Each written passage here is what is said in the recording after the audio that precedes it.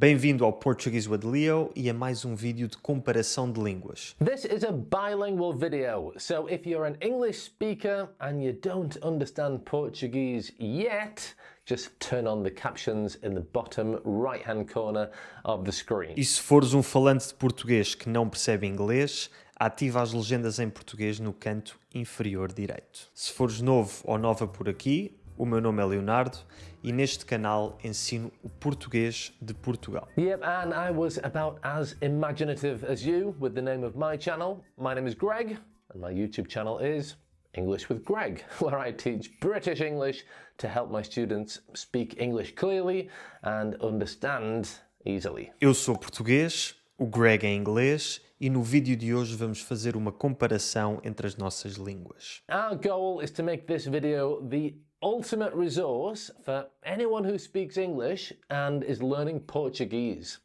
We'll be comparing both languages in three main categories: phonetics, grammar and vocabulary. A nossa abordagem vai ser muito sistemática e o vídeo vai estar dividido em capítulos, o que significa que, depois de teres visto o vídeo todo uma vez, podes facilmente voltar às partes que mais te interessam para revisão. Right, we're gonna start with phonetics. And I'd like to say that English speakers, like me, we actually have a huge advantage when it comes to learning sounds in a new language, because English has 44 different sounds.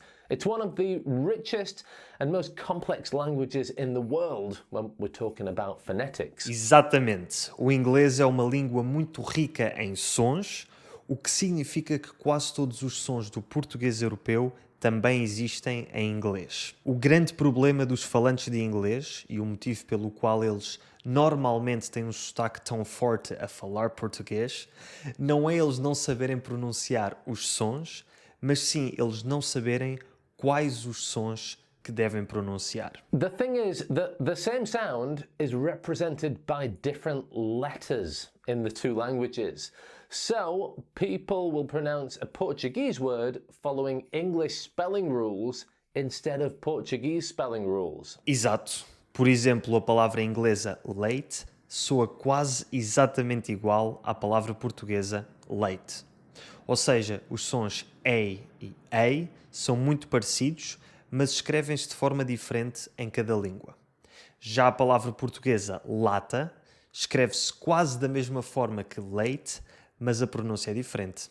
Lata, leite. So we'll be explaining all these situations where Portuguese sounds already exist in English so that English speakers can learn to recognize them and use them correctly. E para ti que nos estás a ver, recomendo que acompanhes a nossa explicação da fonética com o meu guia de fonética portuguesa, que podes descarregar gratuitamente clicando no segundo link na descrição. Brilliant, but why the second link? Why isn't it the first link, Leo? Porque o primeiro link está reservado para alguém muito especial. Greg, alguma vez te contei a história de como, finalmente, ao fim de 10 anos, superei o platô intermédio em alemão?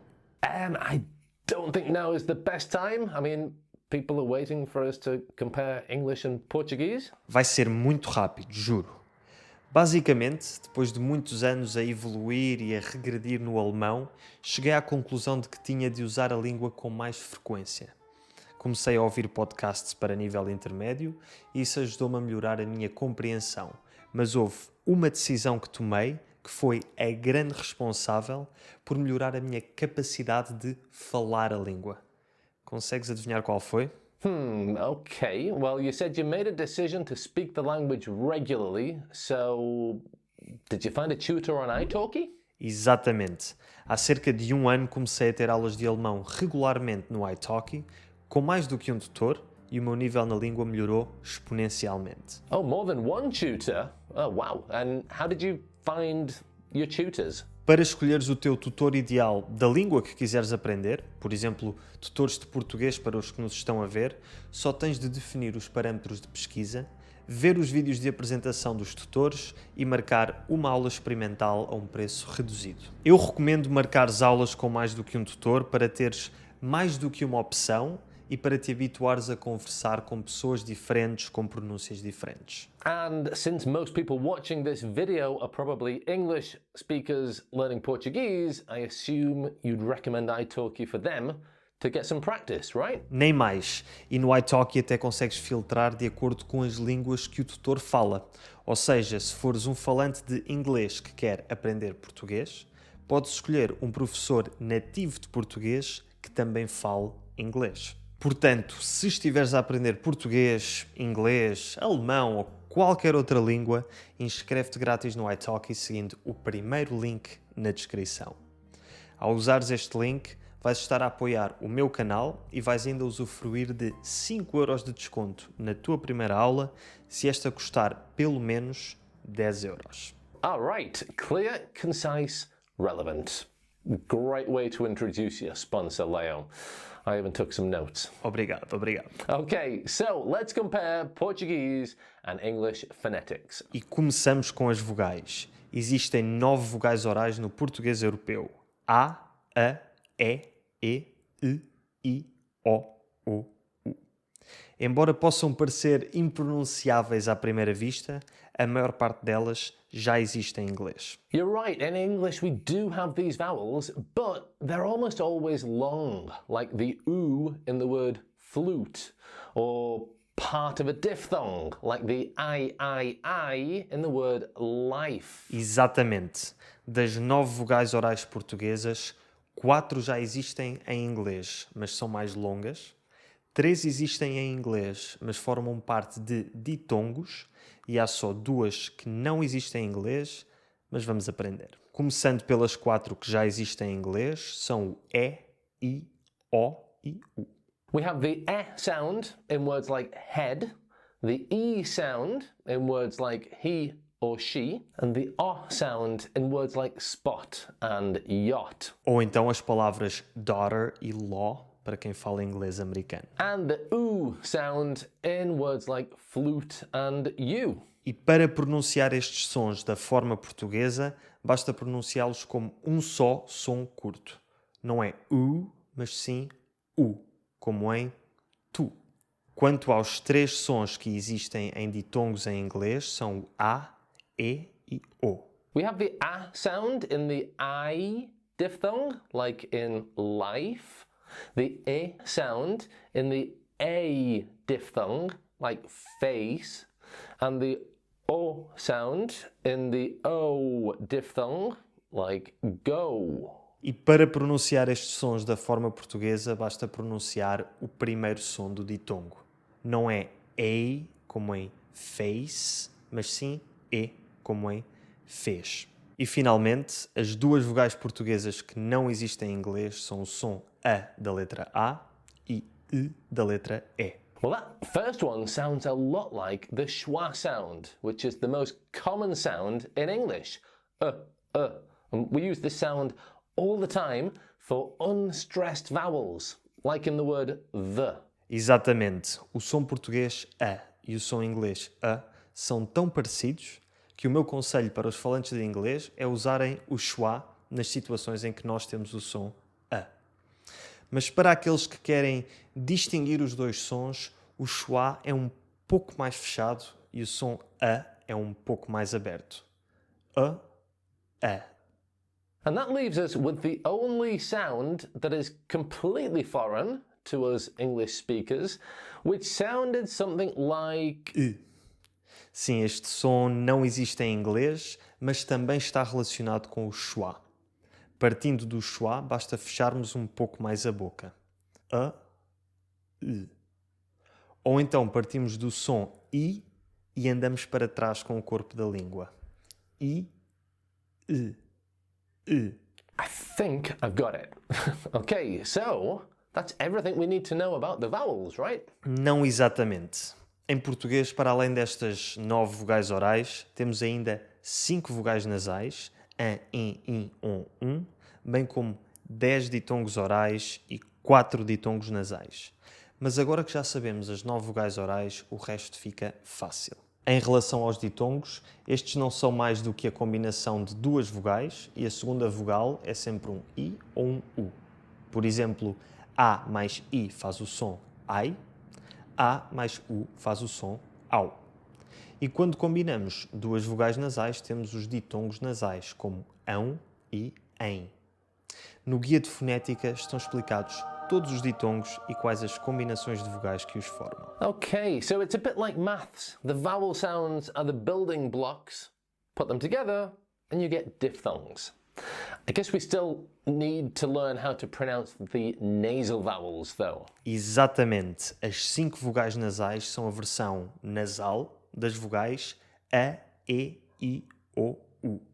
Portanto, a grande questão é como é que transformamos vogais orais em nasais? Well, the theoretical explanation is that we lower the soft palate so the air goes out through the nose and mouth at the same time. Eu acho é que esta explicação pode ser um pouco teórica demais, baixar o palato mole.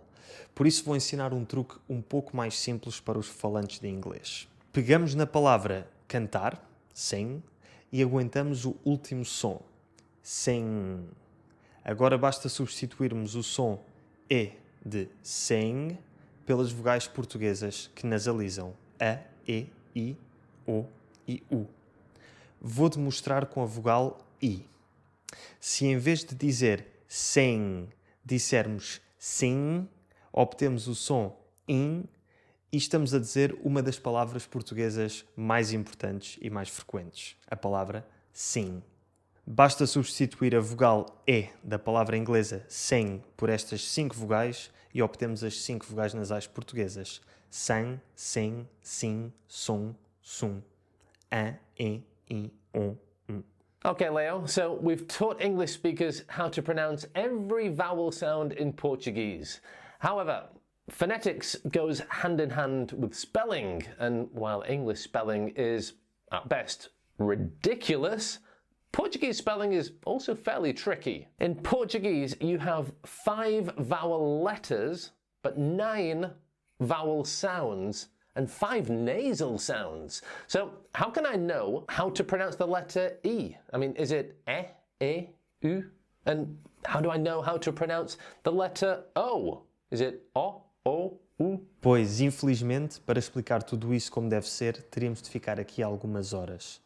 Neste vídeo estamos a dar as bases da fonética, mas para as pessoas que nos estiverem a ver, que quiserem investir a sério na aprendizagem da pronúncia portuguesa, o melhor recurso é o meu curso de pronúncia, onde explico tudo aquilo de que falámos até agora em muito mais detalhe e com muitos exercícios, e explico também toda a parte da ortografia, ou seja, como é que todos estes sons se representam na escrita. O feedback que tenho recebido do curso tem sido excelente, portanto, se tu que estás a ver este vídeo tiveres interesse no curso, clica no terceiro link na descrição. Yeah, you're right. That's way too much information to fit into one video, and we haven't even talked about consonants yet. É verdade, mas felizmente as consoantes são mais simples. No português europeu temos 19 sons consoantes e quase todos existem também em inglês. Começamos pelos sons n, f, v, s, z, sh e j, que são pronunciados de forma exatamente igual em ambas as línguas. Let's compare a few words with these sounds.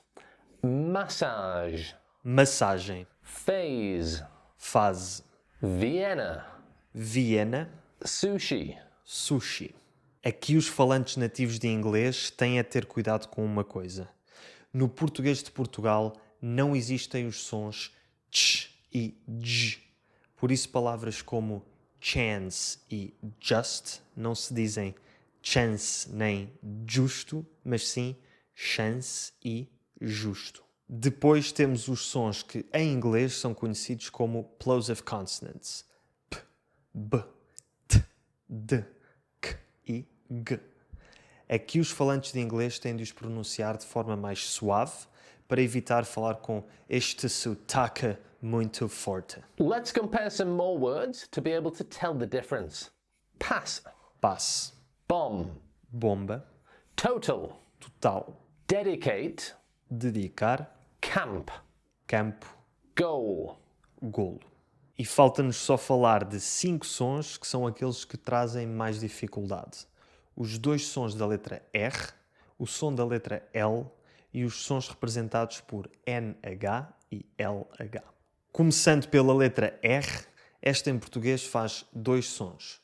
O som forte, que alguns portugueses pronunciam R e outros R, e o som fraco, que todos pronunciamos R.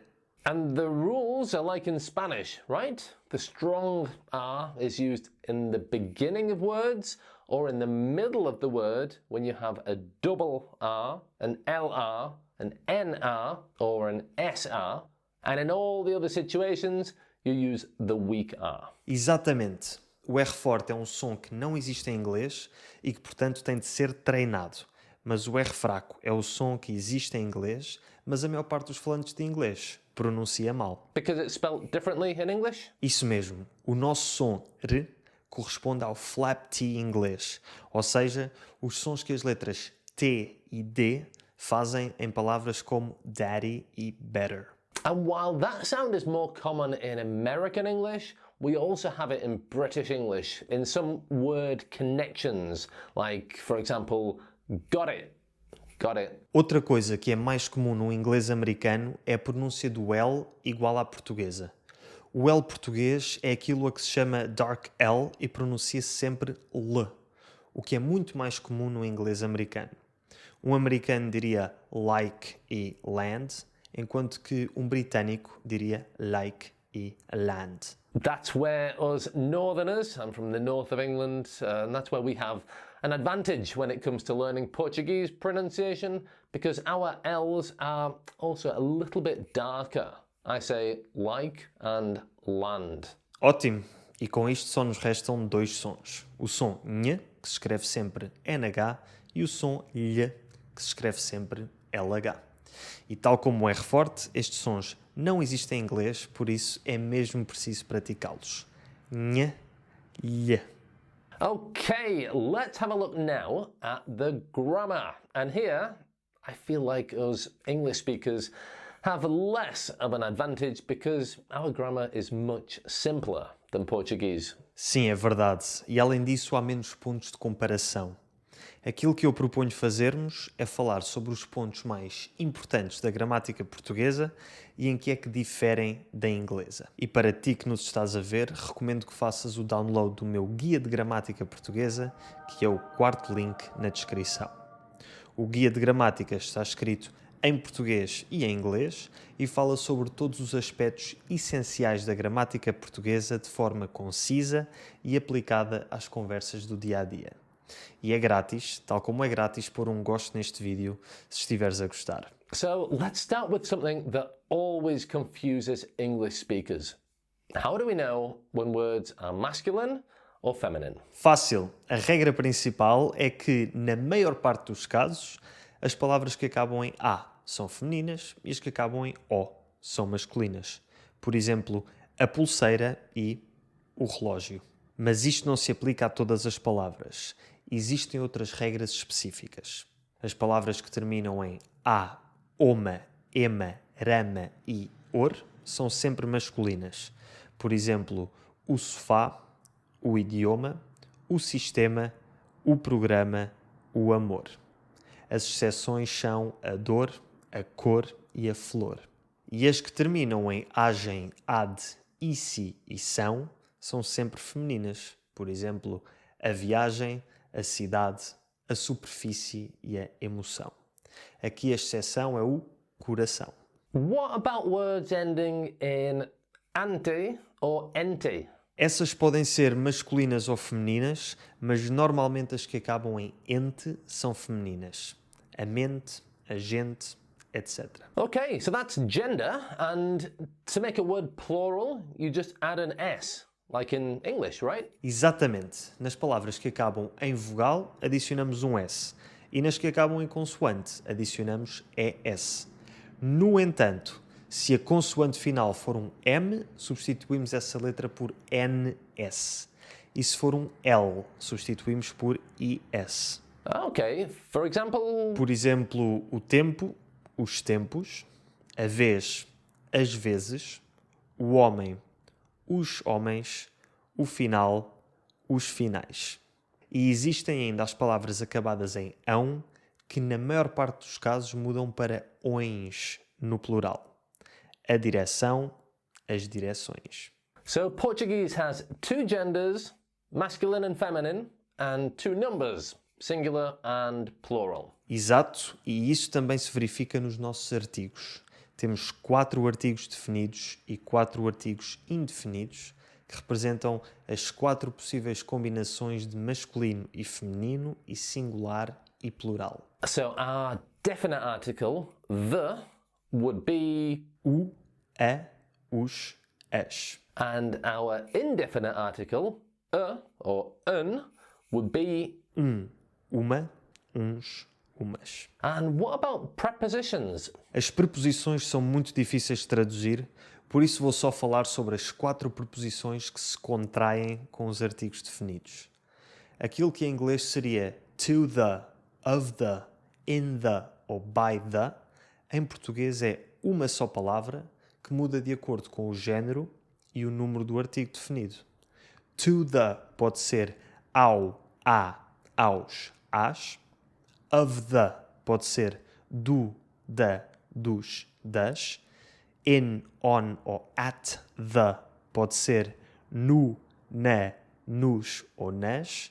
E by the pode ser pelo, pela, pelos, pelas. And speaking of by the, we use the preposition by for the passive voice. For example, this video was filmed by us. E nós para isso usamos a preposição por. Este vídeo foi filmado por nós. And that brings us nicely to verbs and verb conjugation, which I think for pretty much any English speaker learning a language like Portuguese is an absolute nightmare. Sim, a conjugação verbal em português é complicada. Vamos fazer assim. Primeiro vamos falar sobre os tempos verbais mais importantes e em que situações é que se usam, e depois eu dou alguns conselhos sobre como aprender as várias conjugações. A língua portuguesa tem muitos tempos e modos verbais, mas só usamos 10 deles em quase todas as situações. E esses 10 tempos são os seguintes: o presente do indicativo, o presente contínuo, o presente do conjuntivo, o imperativo, o pretérito perfeito simples, o pretérito perfeito composto, o pretérito imperfeito, o imperfeito do conjuntivo, o futuro composto e o futuro do conjuntivo. Não vamos falar sobre todos estes tempos verbais em detalhe, mas vamos apenas dizer a que tempos verbais ingleses é que correspondem. Começando pelos 4 tempos do presente, o presente do indicativo corresponde ao present tense e usa-se nas mesmas situações que em inglês. I make YouTube videos. Eu faço vídeos de YouTube. O presente contínuo corresponde ao present continuous e também se usa nas mesmas situações que em inglês. I am filming a video. Eu estou a filmar um vídeo. O presente do conjuntivo corresponde ao present subjunctive e usa-se nas mesmas situações que em inglês. I want you to help me make this video. Eu quero que me ajudes a fazer este vídeo. Finalmente, o modo imperativo corresponde ao imperative mood e também se usa nas mesmas situações que em inglês. Help me make this video. Ajuda-me a fazer este vídeo. Agora passamos aos tempos do passado, que também são 4. O primeiro é o pretérito perfeito simples, que corresponde a 2 tempos verbais em inglês, o simple past e o present perfect. Yesterday, I filmed a video. Ontem filmei um vídeo. I have filmed 3 videos. Filmei 3 vídeos. Depois temos o pretérito perfeito composto, que corresponde ao present perfect continuous. I have been filming lots of videos. Eu tenho filmado muitos vídeos.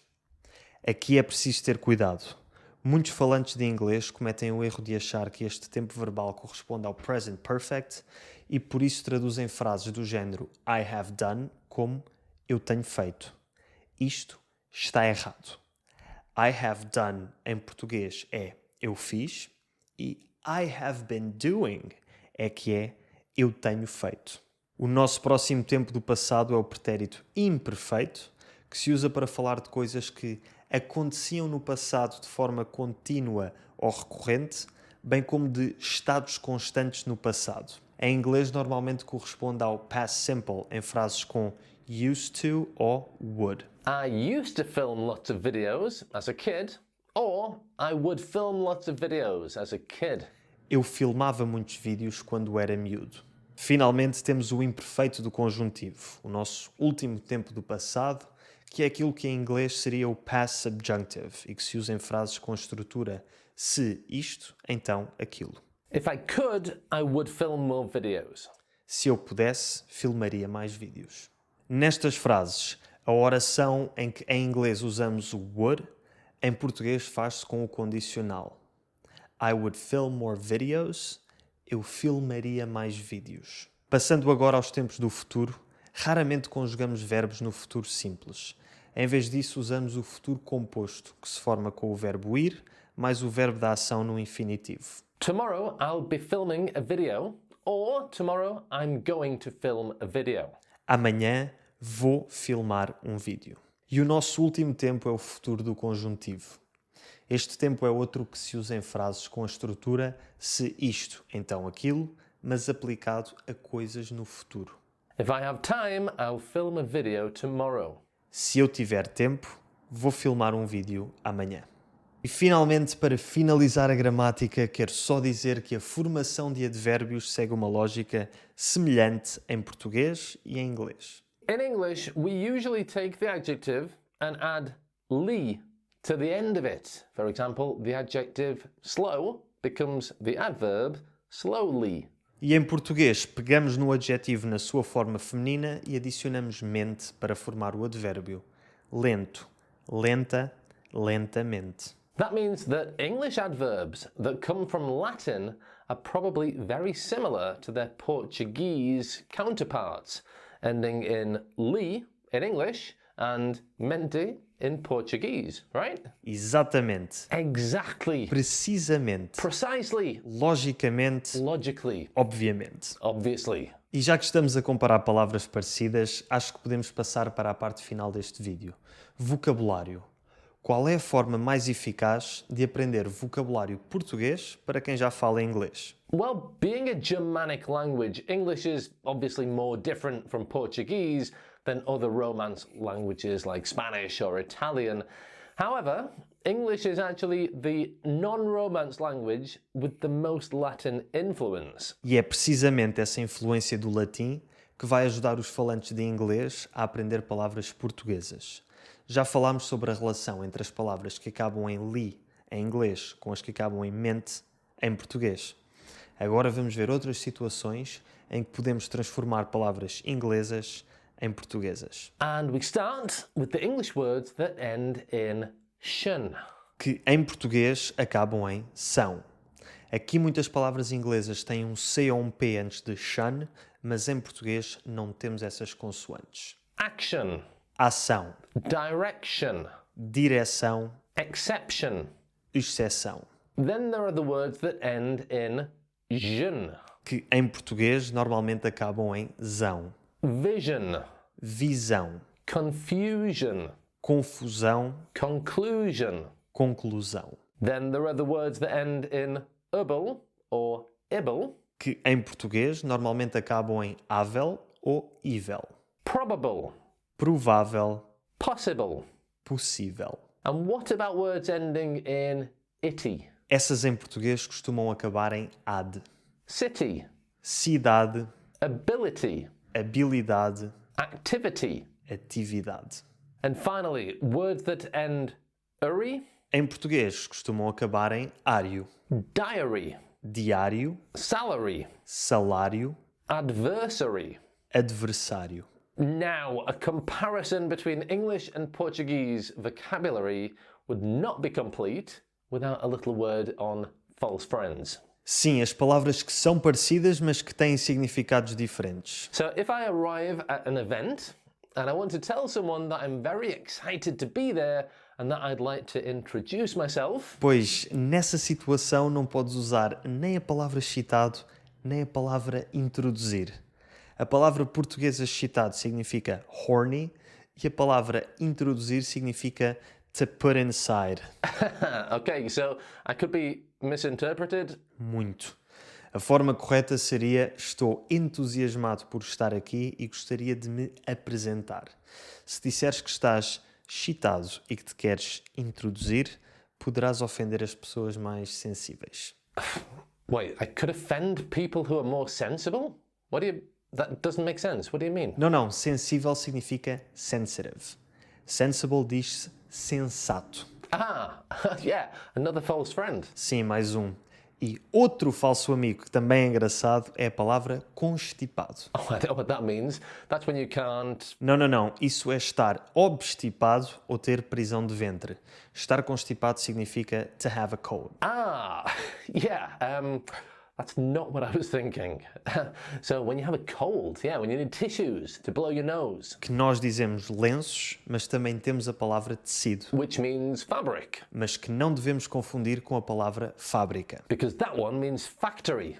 And I'd like to add two more false friends that I think are important because we use them a lot in English. And they are to realise and actually. Em português dizemos aperceber-se e na verdade. Mas também temos as palavras realizar e atualmente. Which translates to English as to carry out and currently. Bem, Greg, este foi um vídeo muito longo. Muito obrigado pela tua ajuda. No problem, Leo. Been a pleasure. Se gostaste deste vídeo e estiveres a aprender inglês, não te esqueças de ir ver o canal do Greg, English with Greg, e mais uma vez relembro-te de descarregares os guias de fonética e gramática.